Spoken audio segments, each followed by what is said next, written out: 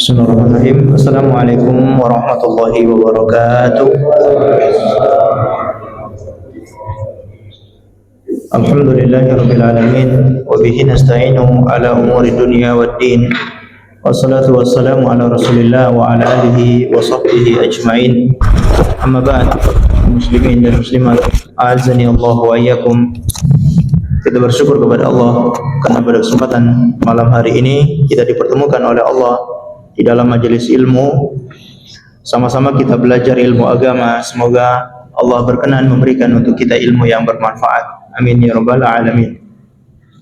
Salawat dan taslim semoga tetap tercurahkan kepada junjungan kita Nabi Agung Muhammad sallallahu alaihi wasallam, dan juga kepada seluruh keluarganya, para sahabatnya dan umatnya yang setia mengikuti tuntunannya sampai hari kiamat.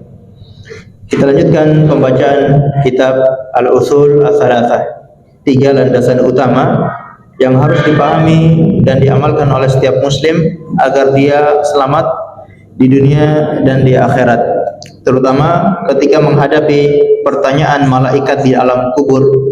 Siapa Tuhanmu? Apa agamamu? Dan siapa nabimu?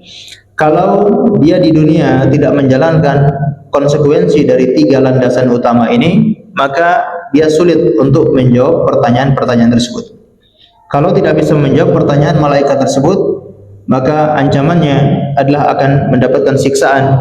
Disebutkan dalam hadis, Rasulullah SAW mengatakan ketika tidak bisa menjawab pertanyaan tersebut, malaikat itu memukul orang tersebut dengan sebuah palu atau sebuah pentungan, sehingga tubuhnya menjadi hancur lebur bagaikan debu karena tidak bisa menjawab pertanyaan tersebut. Bahkan kuburannya akan disempitkan oleh Allah sampai tulang belulangnya masuk satu sama lain. Kemudian kuburannya dibukakan pintunya ke neraka sehingga hawa panas, bau busuk menyengat dari api neraka masuk ke dalam kuburannya. Ini risiko yang sangat berat ketika orang tidak bisa menjawab tentang 3 landasan utama tersebut. Maka sangat perlu kita senantiasa mempelajari 3 landasan ini agar kita betul-betul memahaminya sekaligus mengamalkan dalam kehidupan sehari-hari. Kita masih mempelajari landasan yang kedua, yaitu mengenal agama Islam. Dan untuk mengenal agama Islam itu ada 3 tingkatan, yaitu yang pertama Islam, yang kedua iman, dan yang ketiga ihsan. Dan kita masih mempelajari tingkatan yang kedua, yaitu iman. Dan iman ini ada 6 rukun.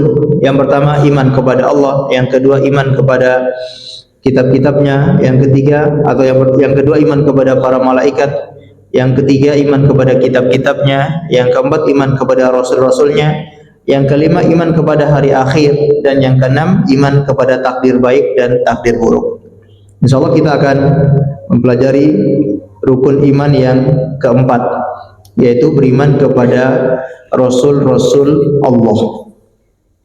Kita harus meyakini, betul-betul meyakini, mengimani bahwa Allah Subhanahu wa taala itu punya rasul-rasul, punya utusan-utusan. Utusan ini baik dari kalangan malaikat maupun dari kalangan manusia. Dari kalangan malaikat juga seringkali dinamakan dengan rasul. Rasul Allah, misalkan malaikat Jibril, itu juga sering diistilahkan dengan rasulnya Allah, tapi dari kalangan malaikat. Dan ini sudah kita pelajari di iman yang kedua.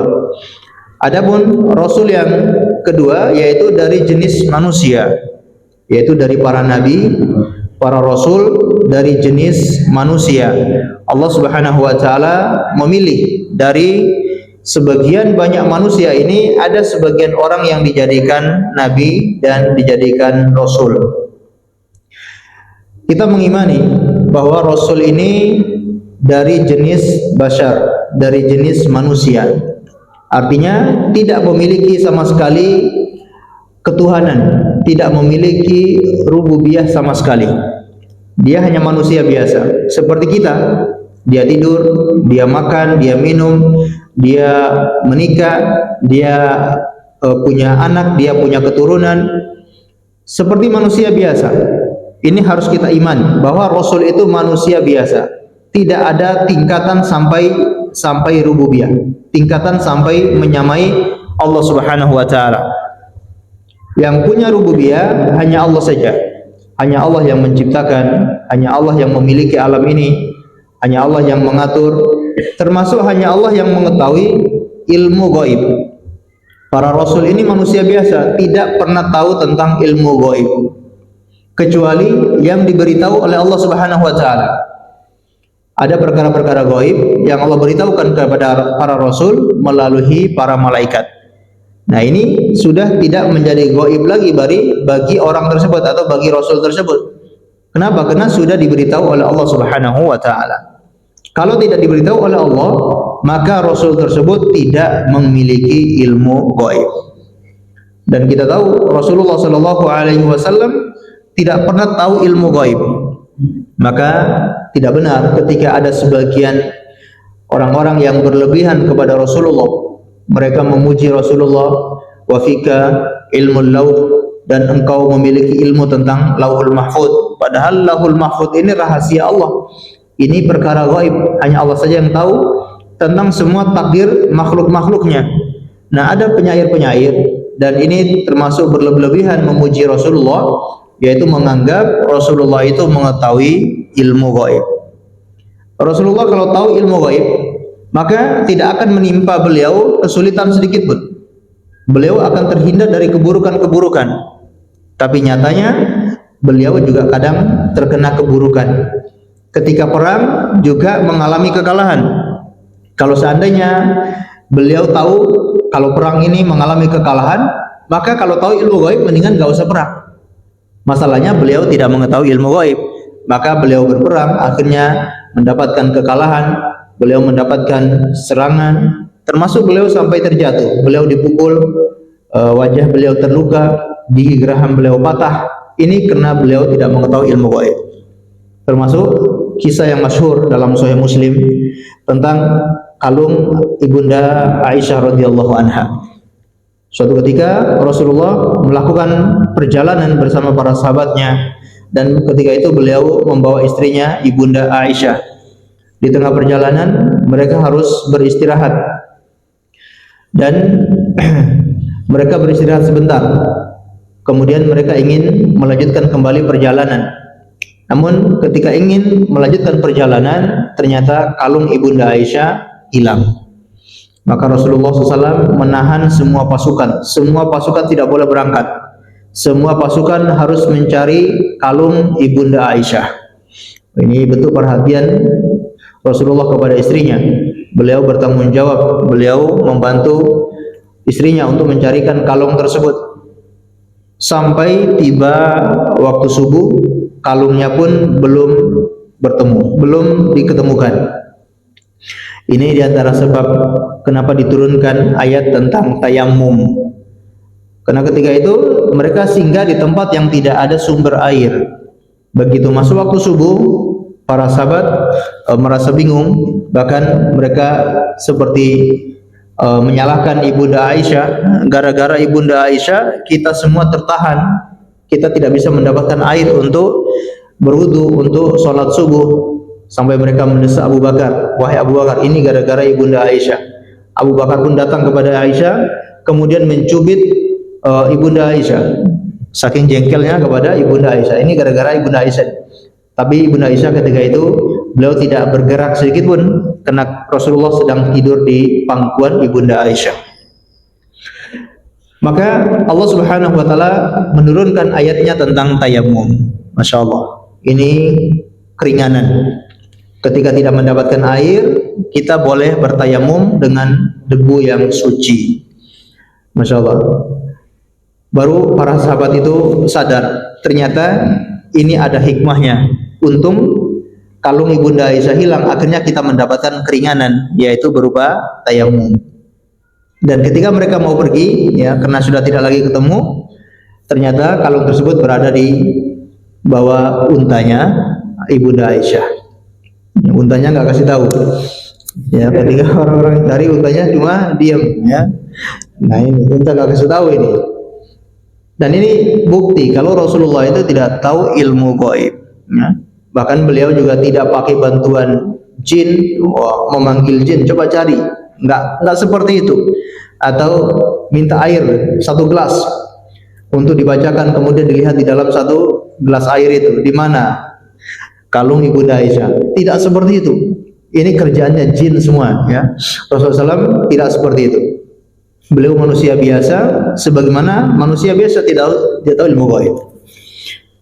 Nah, ini harus kita imani bahwa para rasul itu hanyalah manusia biasa, tidak boleh disembah, tidak boleh diangkat derajatnya melebihi manusia biasa. Karena ada sebagian orang yang mengangkat derajat nabi mereka itu di atas manusia biasa, yaitu menjadi Tuhan. Ada atau tidak? Apakah ada kaum yang mengangkat nabinya, mengkultuskan nabinya menjadi Tuhan? Ada. Nah, ini tentunya kesalahan besar, karena para nabi itu hanya manusia biasa. Disebutkan oleh Syekh Utsaimin rahimahullahu taala bahwa beriman kepada para rasul ini mengandung 4 unsur. Yang pertama, bahwa risalah mereka benar-benar dari Allah. Maka barang siapa yang mengingkari kebenaran risalah salah satu di antara para rasul, berarti dia telah mengingkari seluruh risalah para rasul. Jadi kita wajib mengimani bahwa risalah yang dibawa oleh rasul tersebut benar-benar dari sisi Allah Subhanahu wa taala. Rasul ini dia tidak berdusta, dia tidak mengada-ngada, tapi dia betul-betul mendapatkan wahyu dari Allah, menyampaikan kepada manusia, menjadi risalah, menjadi aturan, menjadi syariat yang disampaikan kepada manusia, harus diyakini benar-benar dari Allah Subhanahu wa taala. Seandainya dia mengingkari salah satu saja rasul dari Allah, maka sama saja dia telah mengingkari seluruh rasul yang diutus oleh Allah Subhanahu wa taala. Misalkan ada orang-orang yang mengingkari Nabi Muhammad sebagai rasul. Di zaman kita sekarang ada orang yang mengingkari Nabi Muhammad sebagai rasul. Ada apa tidak? Ada. Mereka tidak percaya kalau Nabi Muhammad itu rasul. Mereka percaya kalau rasul mereka itulah yang terakhir. Nabi Muhammad itu bukan rasul terakhir. Kalau mereka mengingkari salah satu saja rasul, maka sama saja mereka telah mengingkari semua rasul-rasul yang diutus oleh Allah Subhanahu wa taala. Karena semua syariat yang dibawa oleh rasul adalah dari Allah Subhanahu wa taala. Kalau dia mengingkari salah satu rasul, sama saja dia mengingkari seluruh rasul-rasul tersebut. Hal ini sebagaimana firman Allah Subhanahu wa taala dalam surat Asy-Syu'ara ayat 105, kadzabat qaumun nuhinil mursalin. Kaumnya Nabi Nuh itu mendustakan al-mursalin, mendustakan para rasul. Kita tahu bahwa di zamannya Nabi Nuh tidak ada rasul kecuali Nabi Nuh alaihi salam. Namun Allah mengatakan kaumnya Nabi Nuh mendustakan para rasul. Allah tidak mengatakan kaumnya Nabi Nuh mendustakan seorang rasul, tapi Allah mengatakan mendustakan para rasul. Ini maknanya bahwa ketika kaumnya Nabi Nuh mendustakan Nabi Nuh alaihi salam, sama saja mereka telah mendustakan para rasul setelah Nabi Nuh alaihi salam. Ya. Mereka dinyatakan oleh Allah mendustakan para rasul, padahal tidak ada rasul di zaman itu selain Nabi Nuh alaihi salam. Oleh karena itu kaum Nasrani yang mendustakan Nabi Muhammad sallallahu alaihi wasallam secara otomatis telah mendustakan Nabi Isa alaihissalam sendiri dan tidak mengikutinya. Maka kaum Nasrani sejatinya mereka telah mengingkari kerasulan Nabi Isa alaihissalam karena mereka tidak mengimani rasulnya Nabi Muhammad. Padahal kabar tentang Nabi Muhammad sallallahu alaihi wasallam itu sudah ada dalam kitab-kitab mereka, baik bagi orang-orang Yahudi maupun orang-orang Nasrani. Dalam kitab-kitab mereka sudah diterangkan oleh Allah bahwa akan datang seorang rasul di akhir zaman. Bahkan disebutkan namanya secara terang benderang, disebutkan namanya secara detail. ya, yaitu Muhammad, atau dalam bahasa yang lain dengan kata Ahmad. Ya. Walaupun demikian terangnya, ternyata mereka tidak beriman kepada Rasul tersebut. Bahkan kata Allah Subhanahu wa taala, mereka mengetahui Rasul itu lebih daripada mengetahui anak-anak mereka sendiri. Bagaimana Allah mensifati orang-orang Yahudi itu, mereka sangat mengetahui kedatangan Rasul tersebut, bahkan lebih mengenal Rasul itu daripada mengenal anak-anak kandung mereka. Orang tua, dia tidak lupa dengan anaknya.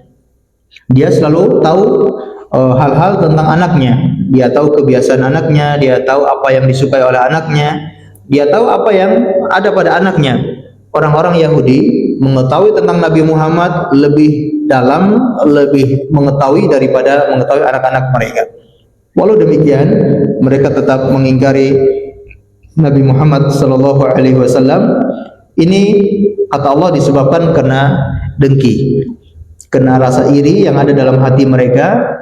Mereka tidak mau beriman. Dengki ini baik semua Yahudi maupun pembesar-pembesarnya Yahudi, tokoh-tokohnya Yahudi. Ketika datang Nabi Muhammad sallallahu alaihi wasallam, yang dahulunya orang ini mau diangkat menjadi ketuanya, diangkat menjadi tokohnya di Madinah misalkan, tapi dengan kedatangan Nabi Muhammad, akhirnya dia tidak jadi tokoh, dia tidak jadi pemimpin. Nabi Muhammad yang jadi pemimpin. Orang-orang lebih memilih Nabi Muhammad sebagai pemimpin, sedangkan dia yang sebelum kedatangan Nabi Muhammad itu sudah mau dicalonkan jadi pemimpin, tidak jadi. Nah, hal-hal semacam itu timbul hasad, timbul kedengkian. Termasuk semua Yahudi, mereka iri kepada Nabi Muhammad karena Nabi Muhammad itu bukan dari kalangan Bani Israel. Biasanya nabi-nabi yang diutus itu dari kalangan Bani Israel. Ya, ini orang yang terlalu rasis ya. Jadi kalau bukan dari bangsanya, bukan dari sukunya, dia tidak terima. Nabi Muhammad itu bukan dari sukunya Bani Israel, dari sukunya Yahudi. Akhirnya mereka tidak mau menerima kehadiran Nabi Muhammad sallallahu alaihi wasallam.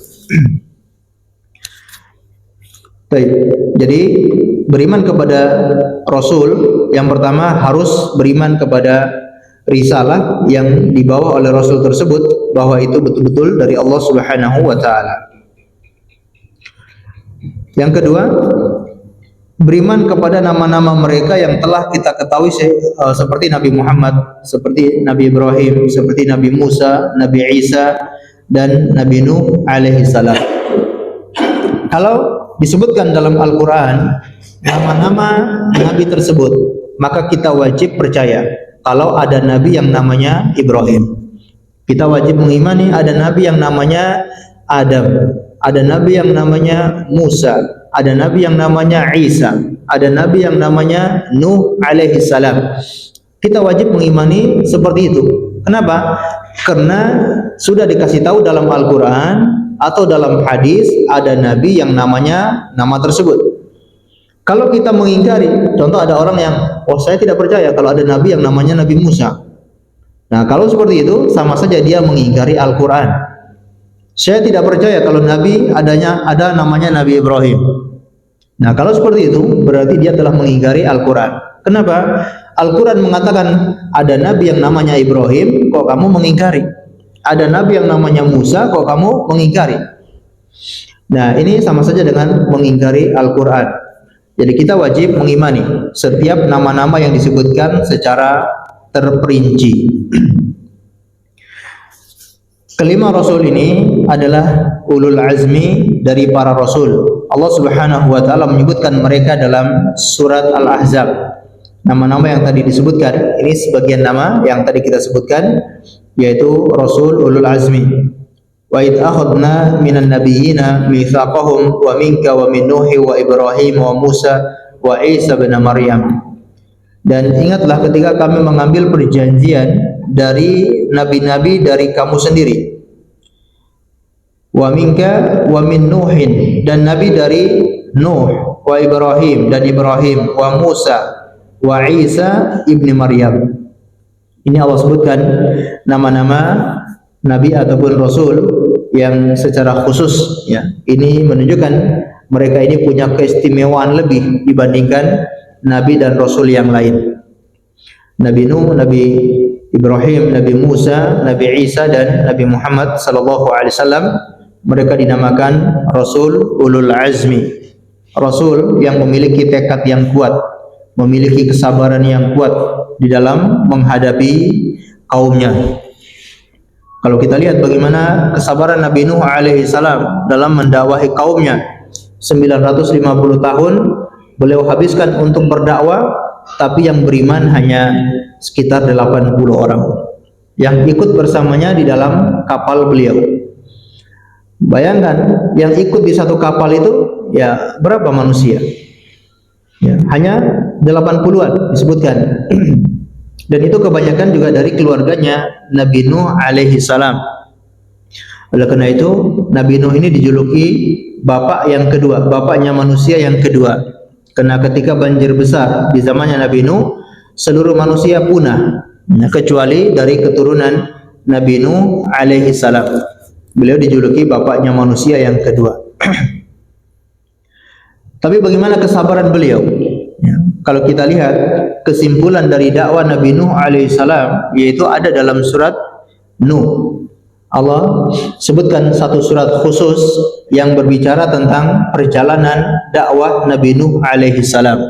Sampai pada titik akhirnya Nabi Nuh sudah tidak kuat lagi untuk mendakwahi kaumnya. Dan ini karena dikasih tahu oleh Allah Subhanahu wa taala, wahai Nuh, tidak akan ada yang beriman kecuali yang beriman bersamamu. Berarti memang gimana pun caranya, gimana pun metodenya untuk mendakwahi kaumnya, tidak ada tambahan orang yang masuk Islam. Maka ketika itulah Nabi Nuh berdoa kepada Allah Subhanahu wa taala, dan Allah memberikan wahyu kepada Nabi Nuh untuk membuat kapal, dan Allah mengazab kaumnya Nabi Nuh dengan banjir besar, termasuk anak dan istrinya Nabi Nuh juga tenggelam dengan banjir tersebut. Nabi Ibrahim alaihissalam, bagaimana kesabaran Nabi Ibrahim? Beliau istiqomah ketika seluruh manusia ketika itu sedang kafir. Ini bedanya istiqomahnya Nabi Ibrahim dengan nabi-nabi yang lain. Kalau nabi-nabi yang lain mereka istiqomah, manusia ada yang masih Islam, manusia masih ada yang Muslim, yang beriman. Namun Nabi Ibrahim alaihissalam, beliau istiqomah di saat semua manusia tidak ada yang beriman. Gimana beratnya ketika itu. Namun beliau tetap mempertahankan keimanannya kepada Allah Subhanahu wa taala. Beliau berdakwah kepada para raja atau kepada seorang raja. Ya, gimana gentarnya ketika dihadapkan dengan seorang raja, apalagi raja yang terkenal zalim. Raja ini mengaku sebagai Tuhan.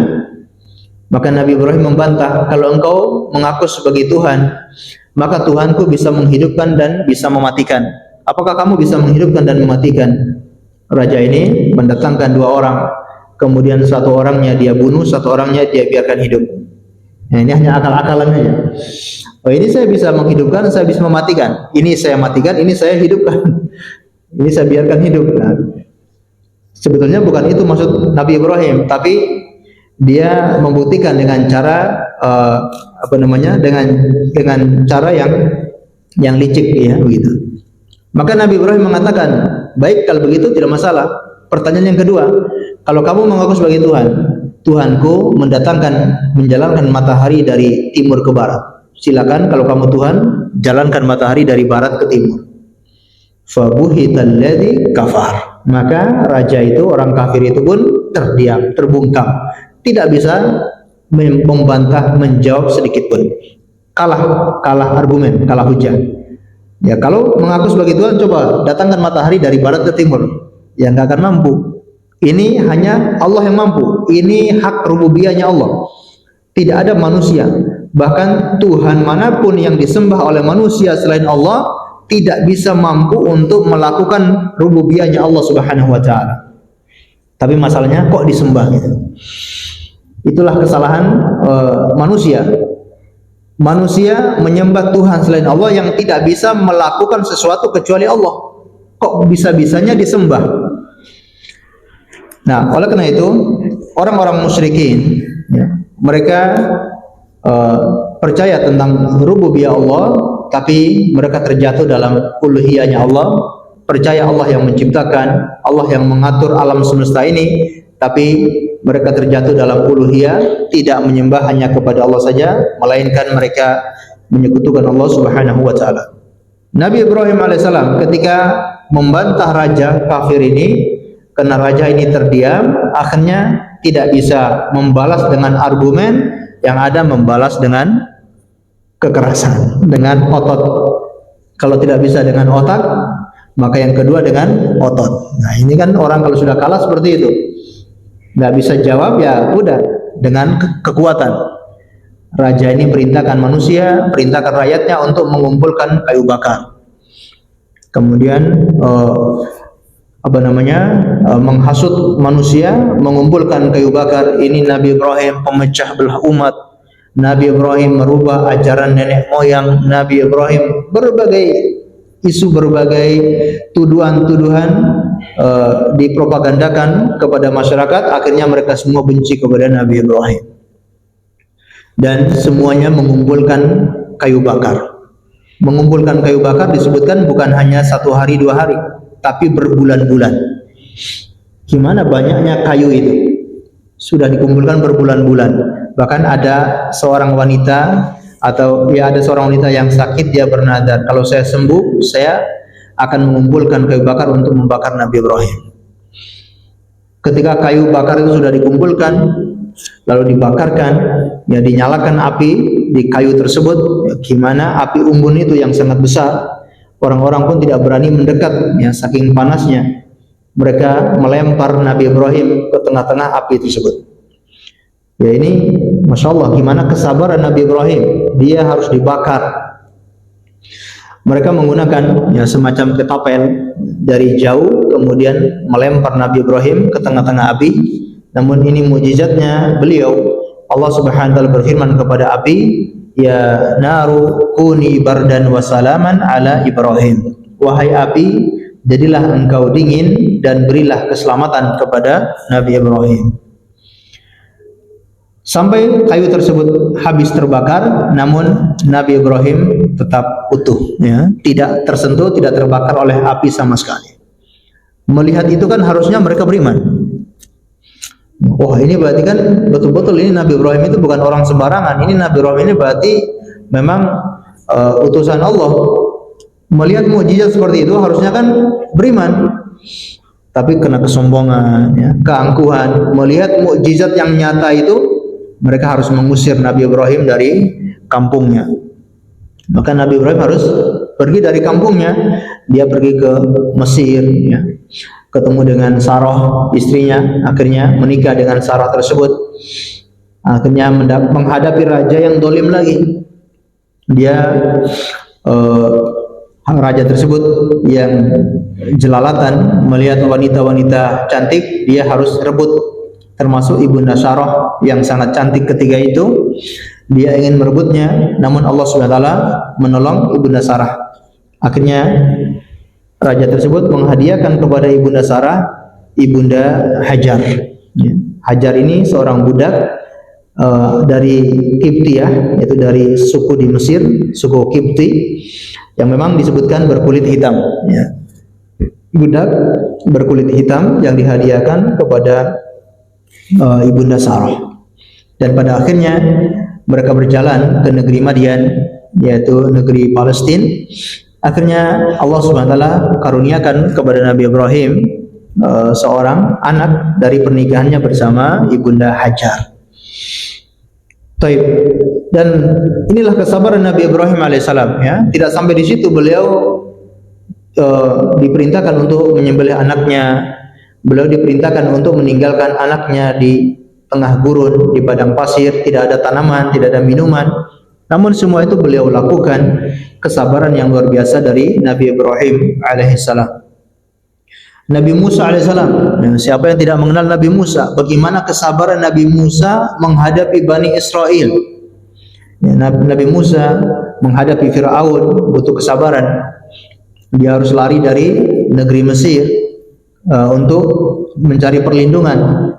Kemudian dia datang kepada Fir'aun, mengalahkan Fir'aun, membawa Bani Israel.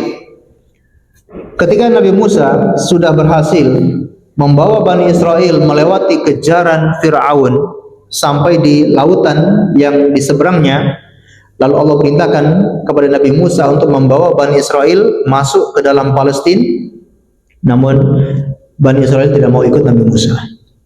Ya, sudah ditolong dari kejaran Fir'aun, sudah melihat mukjizat yang nyata, laut terbelah menjadi daratan, mereka bisa selamat. Begitu sampai di daratan, Allah perintahkan untuk membawa masuk ke dalam Palestina, ke dalam Baitul Maqdis, tapi mereka tidak mau ikut. Bahkan ketika diajak untuk berperang, mereka mengatakan, "Wahai Musa, pergilah kamu berperang bersama Tuhan. Kami di sini duduk santai-santai saja." Gimana perasaannya gitu? Tapi Nabi Musa sabarnya luar biasa, gitu ya. Menghadapi orang-orang yang wataknya seperti Bani Israel. Nabi Isa alaihissalam menghadapi orang-orang Yahudi, ya, orang-orang Yahudi berusaha untuk membunuh Nabi Isa alaihissalam, ya. Beliau bersabar. Akhirnya Allah menyelamatkan Nabi Isa dari kejaran orang-orang Yahudi. Ya, kemudian Nabi kita Nabi Shallallahu Alaihi Wasallam, bagaimana sabarnya beliau dalam berdakwah, dalam mengajak manusia masuk Islam. Beliau disakiti, terutama kita mendengar cerita di awal-awal beliau berdakwah, beliau diboikot, ya, keluarganya Bani Hashim diboikot di dalam satu lembah, ya, sekitar 4 tahun, ya, sampai mereka sangat kelaparan, memasak, merebus sendal-sendal mereka untuk dimakan. Mereka harus makan dari daun-daun kering, ya, kulit-kulit kayu, termasuk sendal-sendal yang mereka pakai mereka rebus kembali untuk dimakan. Ya, ya, sendalnya memang terbuat dari kulit, ya, kulit binatang, mereka rebus untuk dimakan. Saking kelaparan, tidak ada makanan yang bisa mereka makan. Namun beliau bersabar sampai akhir hayat beliau bersabar mendakwahi kaumnya. Inilah Rasul istimewa yang dinamakan dengan ulul azmi. Kemudian yang ketiga, membenarkan ajaran dan berita yang mereka sampaikan. Ini bukti seorang beriman kepada Rasul, yaitu dia harus membenarkan semua berita yang mereka sampaikan. Seorang nabi menyampaikan berita, kalau kita di zaman Rasulullah SAW atau kita menjadi umatnya Rasulullah, maka kita wajib membenarkan semua berita-berita yang disampaikan oleh Rasulullah SAW. Walaupun mungkin berita tersebut tidak masuk akal, Rasulullah menyampaikan kalau jika ada lalat yang masuk ke dalam minuman salah seorang di antara kalian, hendaknya dia mencelupkan lalat itu ke dalam airnya atau minumannya, kemudian dia membuang lalat tersebut. Ini berita dari Rasulullah Sallallahu Alaihi Wasallam.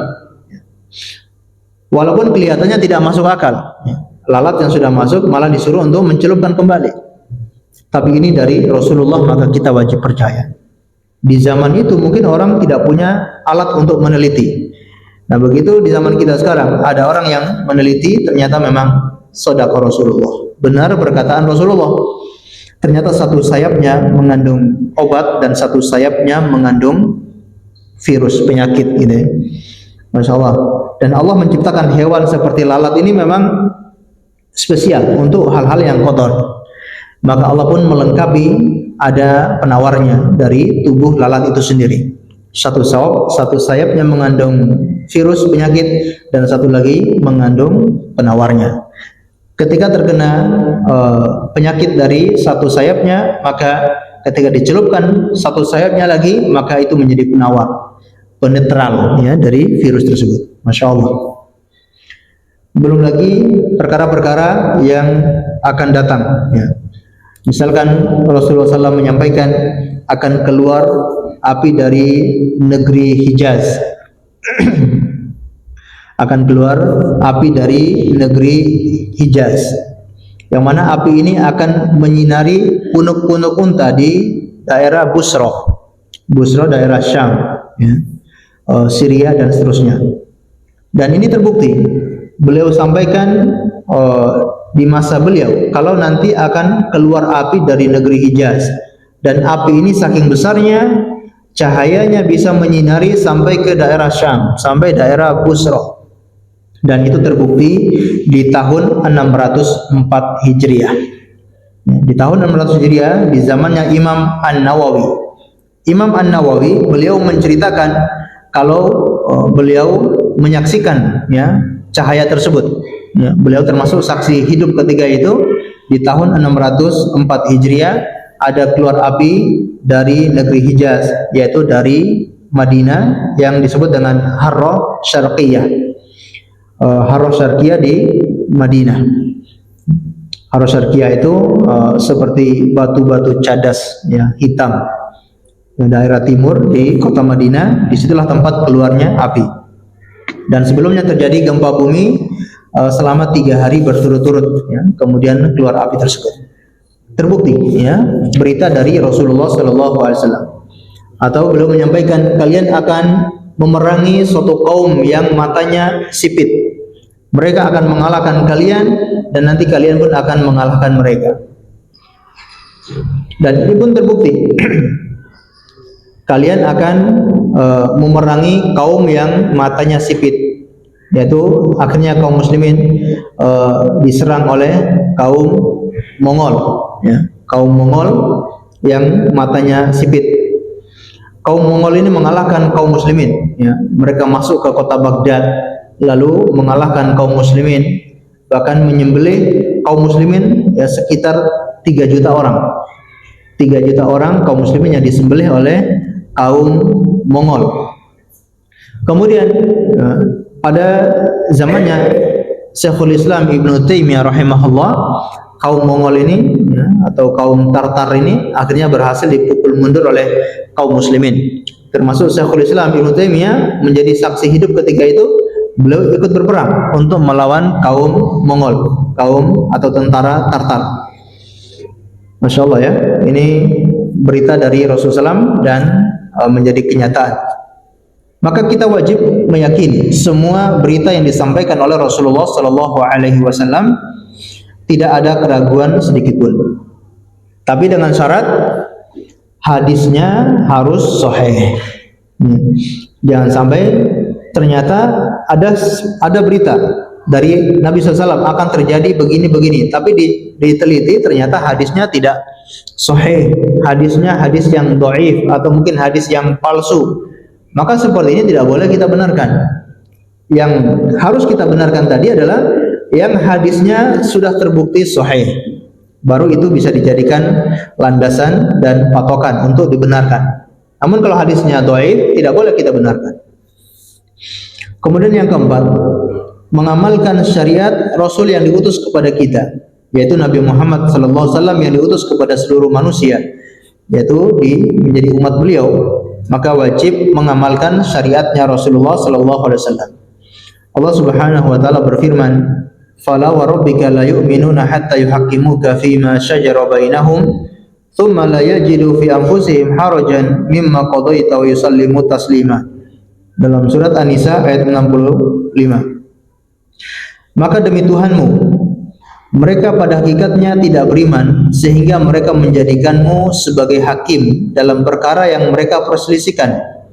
Kemudian mereka tidak merasa keberatan dalam hati mereka terhadap keputusanmu. Berikanlah mereka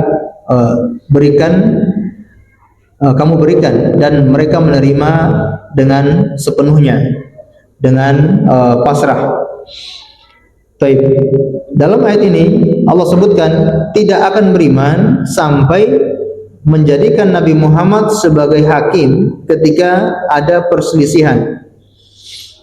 Artinya ketika Rasulullah SAW sudah memutuskan suatu perkara, maka wajib untuk ditaati.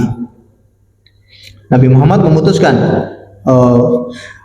memutuskan suatu perkara, mungkin ada perselisihan antara 2 orang. Kemudian Nabi Muhammad memutuskan perkaranya seperti ini, yang benar ini, yang salah ini.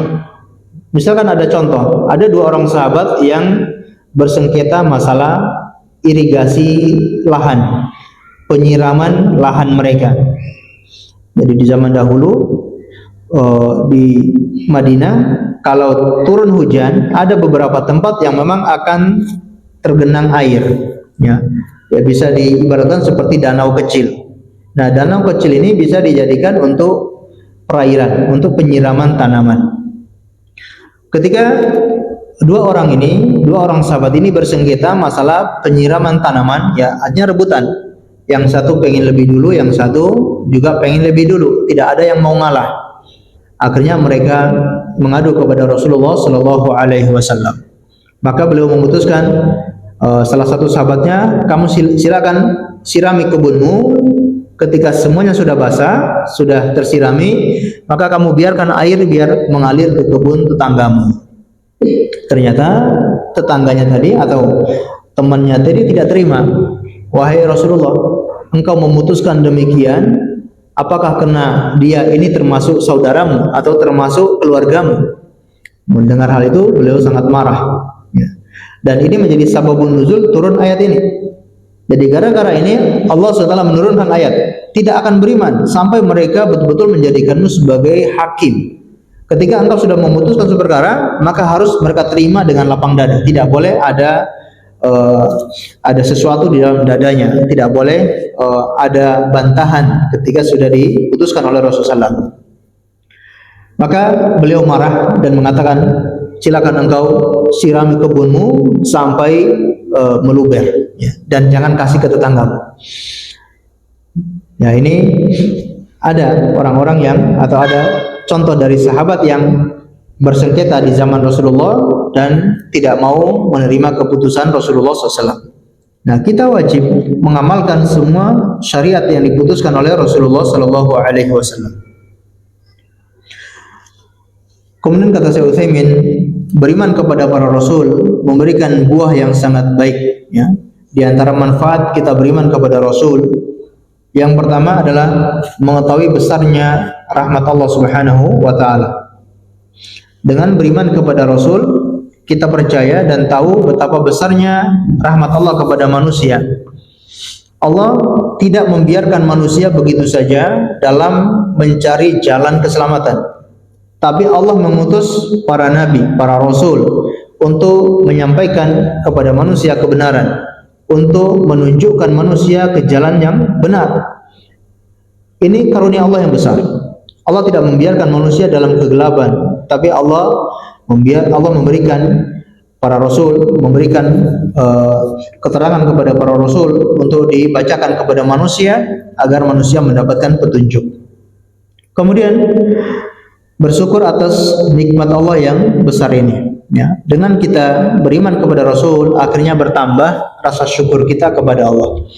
Alhamdulillah, kita bersyukur kepada Allah dengan kebaikan Allah. Allah mengutus para Rasul, akhirnya kita mendapatkan hidayah. Kemudian akan tumbuh rasa cinta, pengagungan serta pujian kepada para Rasul sesuai dengan kedudukan mereka. Ya, dengan beriman kepada Rasul, akhirnya bertambah rasa cinta kita kepada para Rasul. Dan ini yang kita harapkan. Gimana kita bisa mencintai para Rasul itu? Kalau kita sudah mencintai mereka, diharapkan kita bisa menjadikan mereka sebagai teladan, menjadi qudwah. Karena kebanyakan kita ternyata masih menjadikan selain para nabi dan rasul sebagai teladan, sebagai panutan. Justru malah orang-orang kafir yang dijadikan panutan, yang dijadikan contoh itu malah orang-orang kafir, orang-orang yang tidak beriman. Pemain sepak bola ini, pemain sepak bola itu, artis ini, artis itu, penyanyi ini, penyanyi itu, ini yang dijadikan teladan. Termasuk filsafat ini, filsuf ini, filsuf itu. Oh, itu kayak kebanggaan, majang fotonya filsuf ini misalnya, ya, sambil lidahnya agak melet gitu ya. Allah alam ya. Ya. Orang itu kayak bangga pakai majang foto filsuf tersebut gitu. Ini yang dijadikan panutan. Omongannya dikutip, omongannya dijadikan panutan. Harusnya para rasul inilah yang kita jadikan panutan. Nah, dengan beriman kepada para rasul diharapkan menumbuhkan rasa cinta kita kepada mereka dan kita bisa mengikuti jalannya mereka. kena jalannya para rasul itu sudah pasti selamat. Jadi orang yang selamat itu sudah terbukti. Ketika Allah SWT mengatakan kita harus mengikuti jalan yang selamat, kita harus berjalan di atas jalan yang lurus. Ternyata sudah ada contoh-contohnya, sudah ada orang yang betul-betul berhasil melewati jalan yang lurus, yaitu para rasul. Kalau kita ingin selamat, ikuti para rasul tersebut. Kita cari tahu bagaimana kehidupan para rasul, bagaimana ibadahnya para rasul, bagaimana akhlaknya para rasul. Ini yang kita contoh. Ya. Dengan demikian kita akan mendapatkan keselamatan. Sebagaimana kata seorang sahabat Rasulullah Sallallahu Alaihi Wasallam, ya, kalau tidak salah, sahabat Anas bin Malik mengatakan, aku mencintai Abu Bakar, aku mencintai Umar, bukan berarti aku sama dengan mereka. Tapi aku mencintai Abu Bakar, aku mencintai Umar, aku berharap bisa sama seperti mereka, bisa mengikuti mereka. Nah, kita mencintai para rasul, kita mencintai orang-orang soleh, ya memang dari segi amalan kita nggak bisa sama dengan mereka. Kita tidak bisa mengejar keistimewaan mereka, tapi paling tidak kita bisa mengikuti mereka. Ya. Dan orang akan dikumpulkan bersama orang yang dia cintai. Anta ma'aman ahbabta. Engkau akan dikumpulkan bersama orang yang engkau cintai. Allahu a'lam bishawab. Kita dengarkan azan terlebih dahulu, kemudian kita lanjutkan sedikit insyaallah.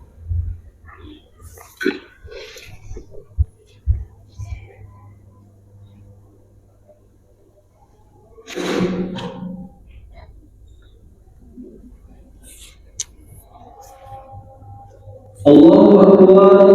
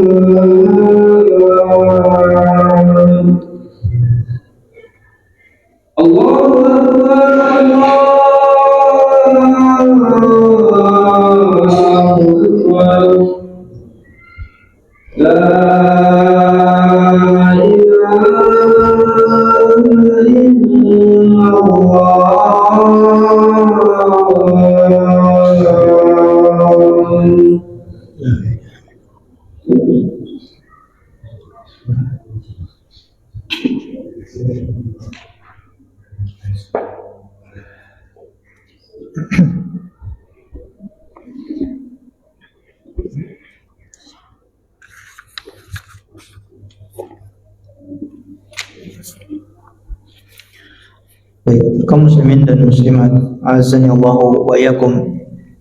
Disebutkan oleh Syekh Utsaimin rahimahullah, banyak orang mendustakan para rasul. Mereka menganggap para rasul bukanlah dari jenis manusia. Padahal masalah ini telah disebutkan Allah dan sekaligus dibatalkan dalam firman-Nya. Jadi ada orang-orang yang tidak beriman kepada para rasul, mendustakan para rasul karena menganggap para rasul itu dari jenis manusia. Mereka pengennya rasul itu dari jenis malaikat. Apa kata mereka dalam Al-Quran surat Al-Isra?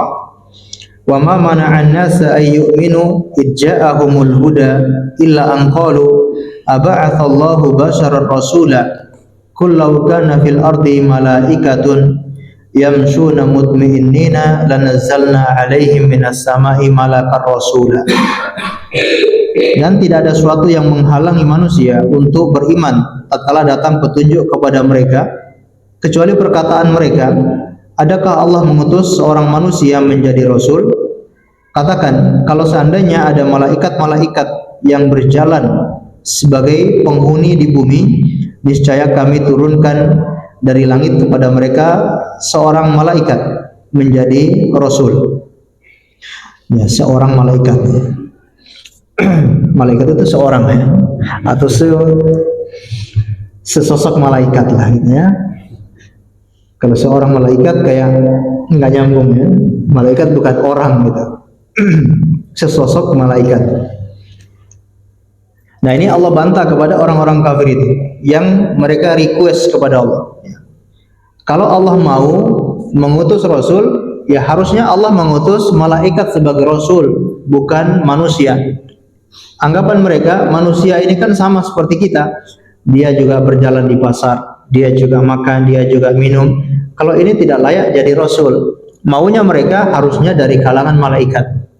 Maka kata Allah, seandainya kalau memang malaikat itu bisa berjalan sebagaimana berjalan di muka bumi, bertemu dengan kalian, kalian bisa berinteraksi dengan malaikat, maka akan kami turunkan malaikat sebagai rasul.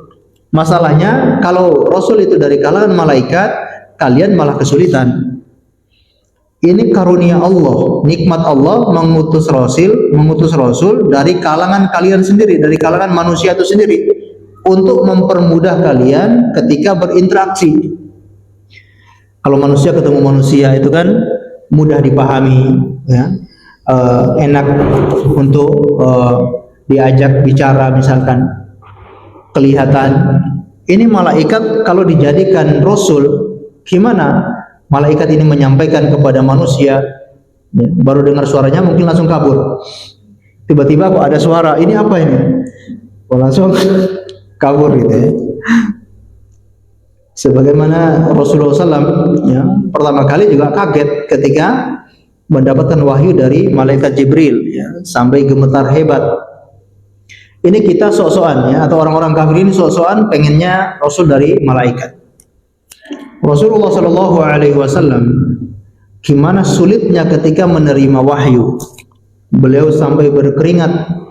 Beliau kalau di malam yang dingin sampai berkeringat. Kemudian kalau beliau naik di atas kendaraan hewan ini sampai duduk ya, sampai duduk karena saking beratnya menerima wahyu itu. Beliau kalau mendapatkan wahyu konsentrasi fokus ya, yang konsentrasi tinggi ya. Jadi kita sebutkan sampai keluar keringat, kelihatan dari wajahnya sangat konsentrasi, dan para sahabat selalu tahu kapan-kapan beliau mendapat wahyu, atau di mana saja atau kapan saja beliau dapat wahyu, para sahabat sudah langsung bisa mengetahui. Karena berbeda di situasi biasa dengan situasi ketika mendapat wahyu, sangat fokus dan konsentrasi. Seperti itu Rasulullah SAW ketika menerima wahyu. Gimana kita mau request ya, wahyu Rasul itu dari malaikat ya. Sulitnya ketika menerima ajaran dari malaikat ya, karena beda jenis ya, malaikat dari jenis lain, manusia dari jenis lain. Nah maka ini bantahan yang telak kepada orang-orang kafir yang menginginkan Rasul itu dari kalangan malaikat. Dan sebetulnya ucapan mereka itu hanya ucapan pengingkaran. Jadi mereka pengen mengingkari Rasul dengan beralasan kami pengen Rasul dari kalangan malaikat saja. Seandainya Rasul dari kalangan malaikat pun mereka akan mengingkari. Intinya seperti itu. Jadi mereka mengingkari ucapan untuk mengingkari Rasul tersebut. Berbagai alasan. Nah, ketika mereka pengen mengingkari Rasul, mereka minta mukjizat. Ya. Kalau engkau Rasul, buktikan. Akhirnya sudah dibuktikan. Begitu selesai dibuktikan, juga tidak beriman. Itulah kelakuan orang-orang kafir. Jadi hanya alasan. Ketika datang Rasul mengaku sebagai utusan Allah, mereka minta bukti. Ketika sudah dibuktikan, kalau ini di luar kebiasaan manusia, mereka juga tidak beriman. Intinya adalah mereka memang tidak beriman kepada para Rasul itu. Allahu a'lam bishawab. Ini rukun iman yang keempat, yaitu iman kepada Rasul yang mengandung 4 unsur, dan insyaallah kita lanjutkan pada pertemuan setelahnya dengan iman kepada hari akhir. Allahu a'lam bishawab. Sebelum kita akhiri, barangkali ada yang ditanyakan, kami silakan.